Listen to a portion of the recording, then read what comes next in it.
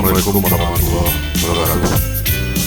Jumpa lagi dengan saya, Pak Dedis, dari Barat Jakarta. Pada kesempatan kali ini kita akan membicarakan tentang salah satu komponen audio yang disebut dengan nama mikrofon. Barangkali peralatan ini sudah kita kenal jauh hari, sudah kita kenal baik, bahkan mungkin kita gunakan peralatan mikrofon ini. Hari ini kan kita bicarakan lebih detail tentang jenis-jenis mikrofon, kemudian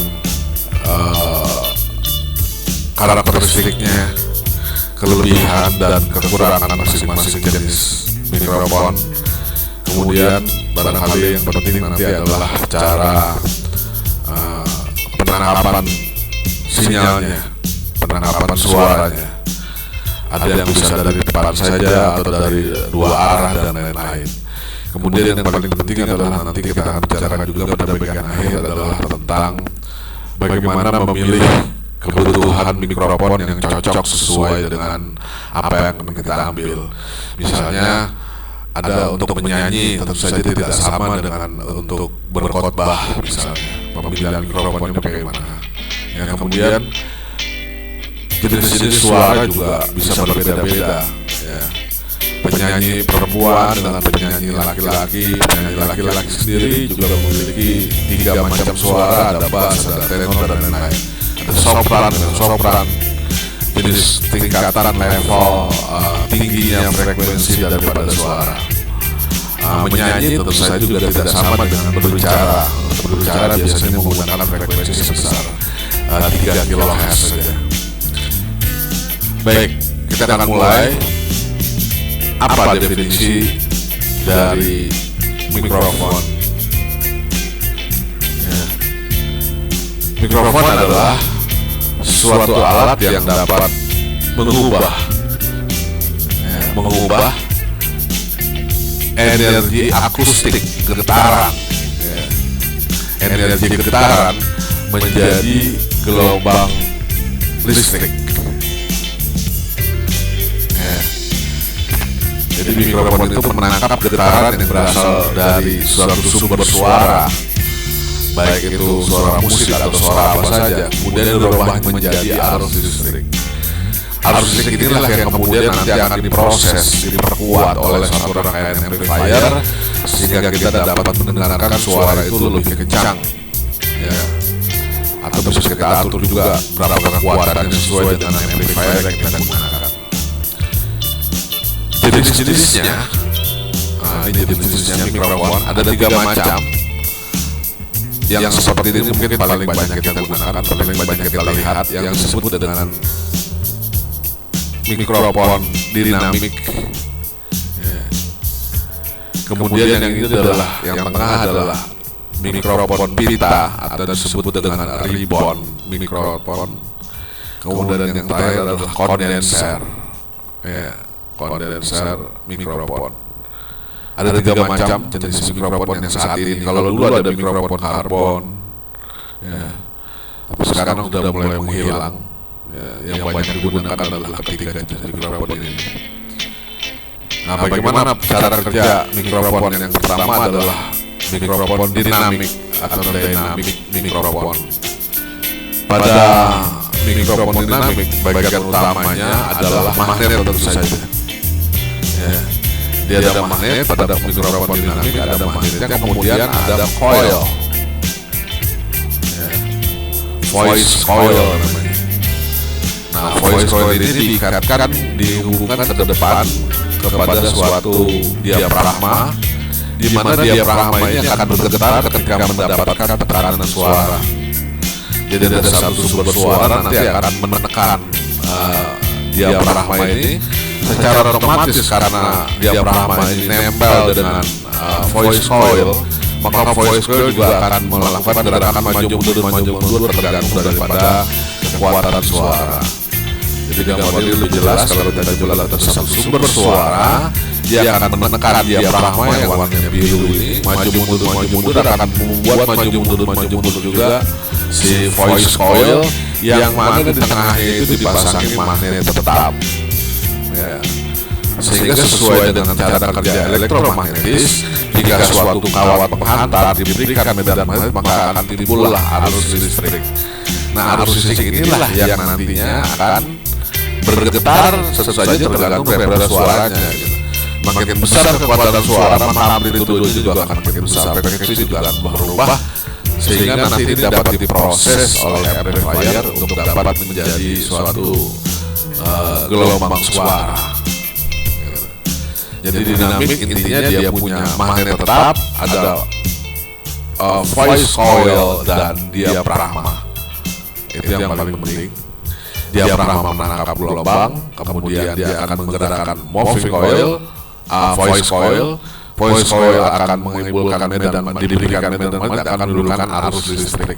Arus listrik inilah yang kemudian akan diperkuat. Pada dinamik mikrofon dinamik ya, itu terdiri dari satu bagian diafragma tadi ya, sudah saya coba jelaskan ya. Jadi intinya dia ada satu magnet jika diberikan kalau penghantar akan menimbulkan arus listrik ya. Itu sesuai dengan kerja daripada satu sistem disebut dengan elektromagnetik. Dia biasanya cocok untuk frekuensi di sekitar 5 kHz ya. Nah, berarti ini cocok memang buat vokalis ya, untuk bicara cocok ya, untuk nyanyi ya cocok ya. Tapi tidak bisa untuk drum ya, kick drum terutama yang bass yang di bawah itu, kick drum itu nggak begitu bagus. Kalau kita lihat konstruksinya di mikrofon ini konektornya biasanya konektornya lubang 3 itu disebut dengan XLR ya, lubang 3. Kemudian dia ada satu transformer, ini biasanya penyesuai impedansinya. Ini rangkaian penutupnya ya. Yang paling penting di sini ada magnet di sini. Kemudian ada lilitan, voice coil, kemudian ada diafragma. Kemudian windscreen itu adalah penutup atau pelindung. Ketika kita bicara, nanti akan menggetarkan diafragma, dia menggetarkan moving coil akan diberikan medan magnet oleh magnet sehingga menimbulkan arus yang kemudian dihubungkan ke terminal bagian keluaran. Itu kira-kira bagian-bagian daripada mikrofon dinamis. Selanjutnya kita coba lihat bagian mikrofon kondenser. Pada kondenser ini tidak dilengkapi oleh moving coil, juga tidak dilengkapi oleh magnet. Dia hanya berupa 2 buah pelat penghantar, ya. Di mana 2 buah pelat penghantar ini jika dikasih getaran suara, maka pelat ini akan bergetar, maju mundur, maju mundur. Ya.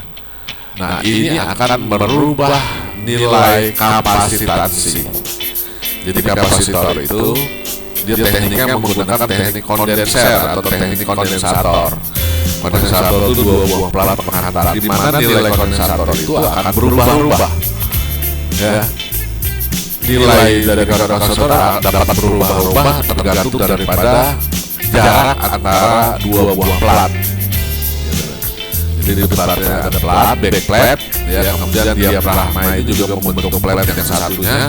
Ketika dia mendapatkan suara, maka front plate ini diafragmanya akan bergetar sehingga jarak antara front plate dengan backplate itu berubah-ubah. Jarak yang ini akan menentukan nilai kapasitor berubah-ubah.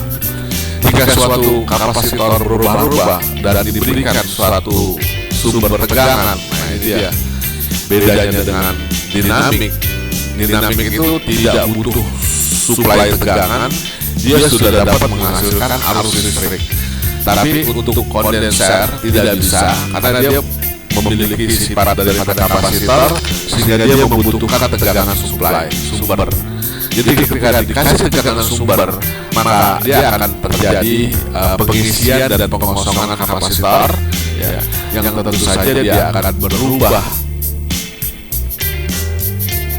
arus listrik, ya, karena kapasitor memiliki nilai resistansi, ya, reaktansi kapasitif, sifat resistor ketika dia berubah-ubah. Ya, diberikan suatu sumber, ya, yang terjadi pengisian dan pengusaha, sehingga dia akan menghasilkan gelombang. Jadi kalau pada dinamik itu kerjanya berdasarkan elektromagnetik, kalau pada kondenser bekerja berdasarkan perubahan jarak antara dua plat daripada kondensator, sehingga seperti kondensator yang nilainya bisa berubah-ubah. Kalau kita lihat lebih detail adalah seperti ini, ya. Jadi besar kecilnya kapasitor itu bisa ditentukan dari jarak kedua buah plat, ya, kemudian lebar penampang daripada platnya. Nah, pada mikrofon dinamik itu terdapat dua buah plat diafragma ini dihubungkan dengan satu terminal, dengan ada backplate juga, plat juga, di mana dia memiliki satu jarak tertentu dalam kondisi normal. Tapi pada saat dia mendapatkan suara, maka dia akan dapat tekanan ke depan dan ke belakang. Tekanan suara ini mengakibatkan jarak antara dua buah plat itu berubah-ubah. Dengan jarak yang berubah-ubah, maka nilai kapasitor juga akan berubah-ubah. Kalau kita sebut dengan kapasitor Q per V, muatan per volt. Ya. Salah satu nilai yang dapat menentukan nilai kapasitor adalah jarak antara dua buah plat. Karena dua buah plat itulah yang kemudian dibawa oleh getaran suara kita. Itu jenis mikrofon yang kedua. Jenis mikrofon yang ketiga adalah mikrofon pita atau biasa disebut dengan ribbon mikrofon. Ini cukup jarang dia ada di pasaran untuk kebutuhan khusus. Memang harganya cukup mahal. Biasanya digunakan untuk studio. Salah satu kelebihan daripada ribbon atau pita ini adalah dia bisa mengambil suara dari dua arah, yaitu depan dan belakang. Nanti cocok untuk menyanyi duet, misalnya menyanyi vokal untuk menyanyi berdua gitu. Ya. Karena bisa menangkap dari depan dan dari belakang.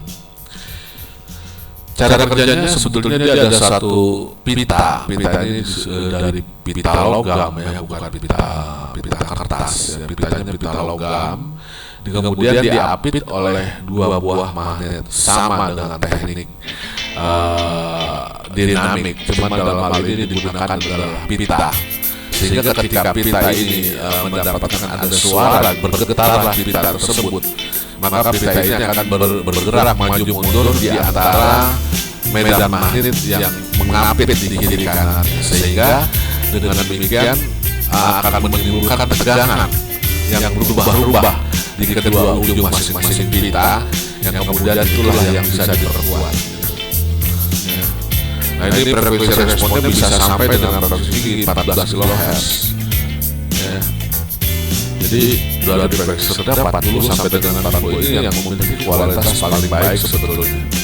Jadi dia punya range frekuensi yang mampu diperkuat itu sangat lebar. Ya. Ini konstruksi yang selengkapnya. Dia ada magnet berbentuk U di sini, kemudian disalurkan oleh besi ke atas. Sini pitanya di bagian tengah, kemudian ini kabel penghubung untuk keluar. Jadi jika ada satu benda plat, ya, bergoyang-goyang, bergetar-getar di antara medan magnet, maka dia akan menimbulkan arus listrik di kedua ujung pita tersebut. Kedua ujung pita tersebut yang kemudian diperkuat. Bentuk aslinya kita coba lihat, ini adalah pitanya yang di tengah. Kalau lihat di dalam ini tentu saja ada magnet, ada besi berani. Jadi kiri kanan ini adalah magnetnya, ya, kiri kanan ada. Tengahnya adalah berupa pitanya yang akan bergetar, maka dia bisa digetarkan dari depan maupun dari belakang. Yang saya katakan tadi, mikrofon pita itu sangat cocok untuk menyanyi duet, ya, untuk mendapatkan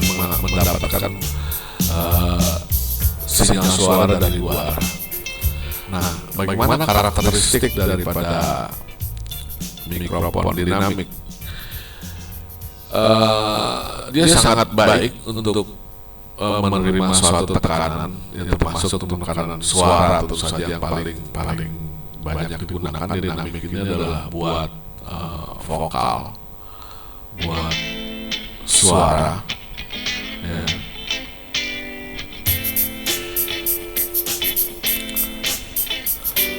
Untuk senar drum, gitar, amplifier juga cocok. Ya.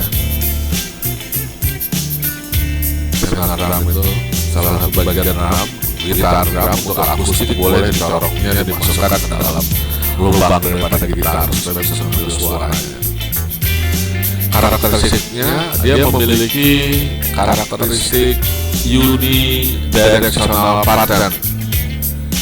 Ya, jadi mikrofon dinamik dia cuma punya satu arah saja, yaitu dari arah depannya. Ya. Makanya mikrofon dinamik ini tidak cocok untuk mendapatkan menerima sinyal dari samping, tidak cocok, atau dari belakang. Dia harus lurus di depan mukanya, di depan sumber suara. Jadi kalau kita bicara dia memang harus di depan sumber suaranya. Nah, tapi beberapa orang tidak menginginkan mikrofon itu pengennya jauh. Ya. Nah, kalau jauh dia tidak bisa pakai mikrofon dinamik. Menggunakan mikrofon dinamik memang harus dekat. Ya, tidak bisa jauh dengan jarak misalnya 1 meter gitu, tidak mungkin. Kalau memang dekat tentu saja kita menggunakan mikrofon kondenser. Ini sifatnya jadi jenis penerimaan sinyalnya daripada mikrofon ada unidirectional, ada bidirectional, ya, ada omnidirectional. Untuk satu arah adalah unidirectional, dari depan saja. Dan mikrofon dinamik adalah yang menggunakan jenis seperti ini.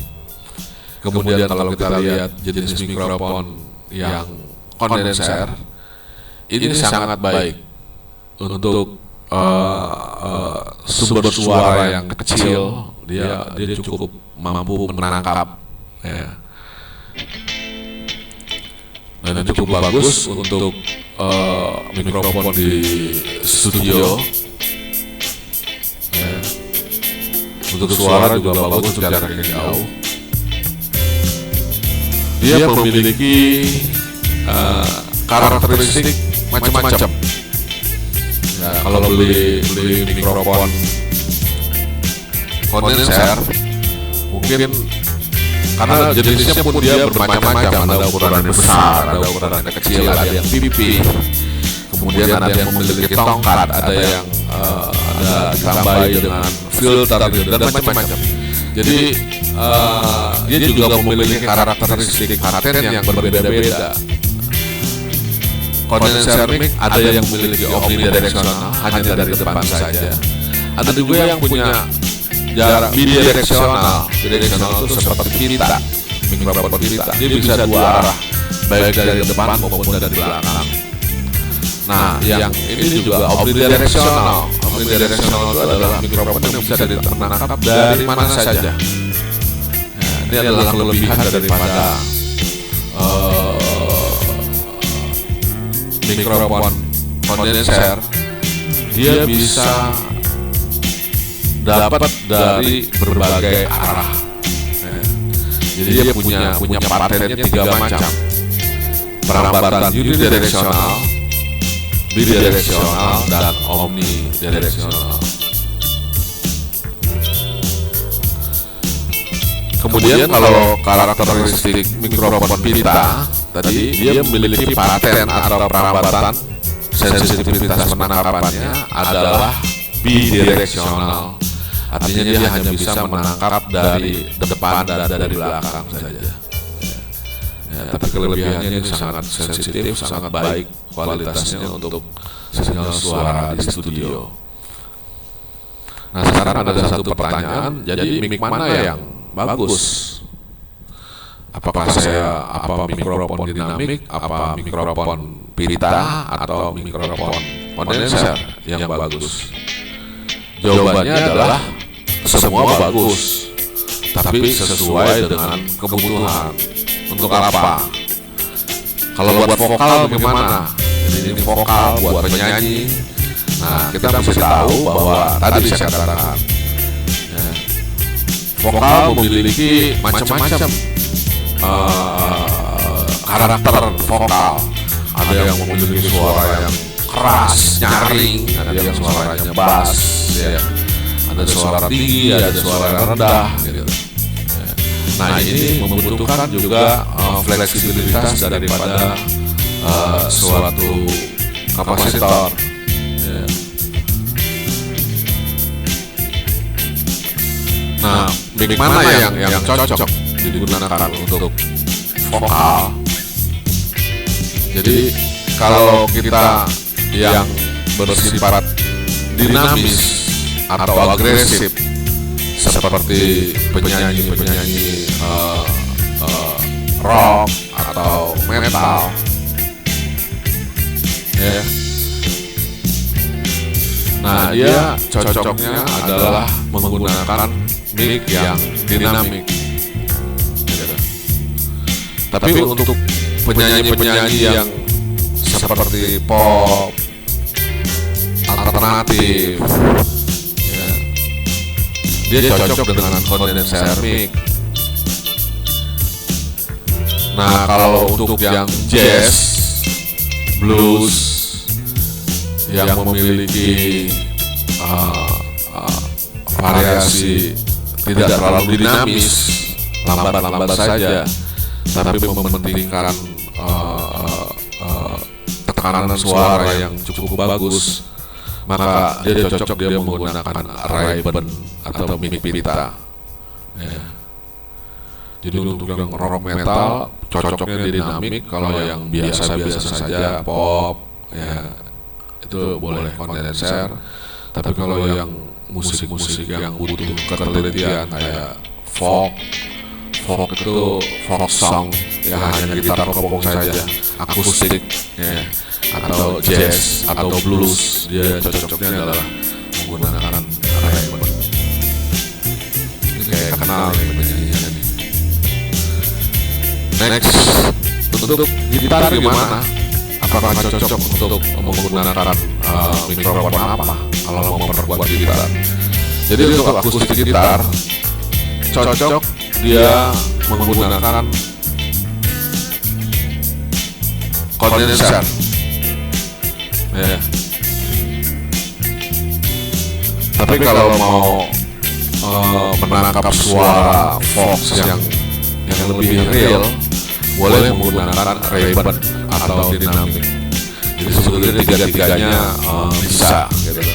Cuman kalau suara yang real, benar-benar nggak ada efek seperti efek elektrik gitu, maka lebih cocok adalah menggunakan dinamis saja. Nah, bagaimana buat gitar listrik? Kalau gitar listrik tentu saja nggak bisa dipakai mikrofon karena dia sudah punya lilitan sendiri, yaitu yang disebut dengan pick up. Nah, pick up ini sebetulnya jenisnya adalah cara kerjanya adalah termasuk dalam dynamic mikrofon. Ya. Ini yang gitar listrik. Kemudian untuk piano bagaimana? Kalau piano cara kerjanya adalah seperti senar, seperti gitar akustik. Senar yang dipukul ketika kita tekan tombolnya, dia akan bergetar suaranya. Jadi di dalamnya dia ada senar. Tapi piano ini memiliki range frekuensi yang sangat lebar karena tombolnya kan ada 64 tombol. Jadi bisa berapa oktav, sehingga dia cocok. Yang cocok untuk ini adalah kita menggunakan dynamic mikrofon. Ya. Kemudian kalau buat biola bagaimana? Ya, nah, biola memiliki karakteristik yang beda dengan piano atau gitar. biola dia menghasilkan satu gesekan. Ya.